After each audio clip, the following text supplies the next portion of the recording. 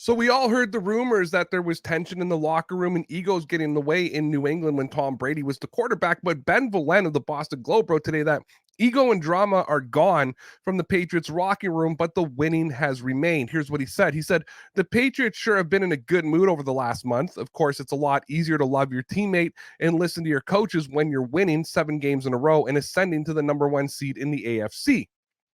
But winning doesn't always beg it this much joy. Remember in the 2019 season when the Patriots began 8-0, but Tom Brady was the quote most miserable 8-0 quarterback in the NFL?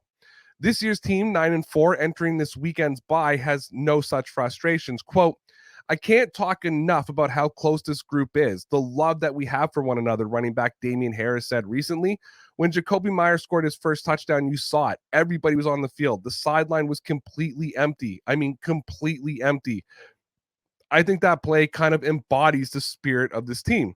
Here's what captain and long-term captain Matthew Slater has to say about it. He said, quote, adversity, when you face it, if you handle it the correct way, especially with others, is going to bring you closer together, Slater said on Wednesday. Our group is really close this year. We enjoy being around one another.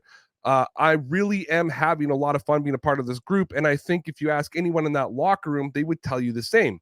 Now, usually the bye is a time for coaches to start correcting some of the things that have been going wrong.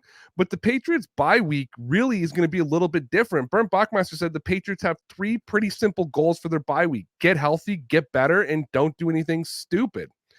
After the trip to Indianapolis, they'll have to square off against the Buffalo Bills for a second time before closing off the regular season with a game against the Jacksonville Jaguars and the Miami Dolphins.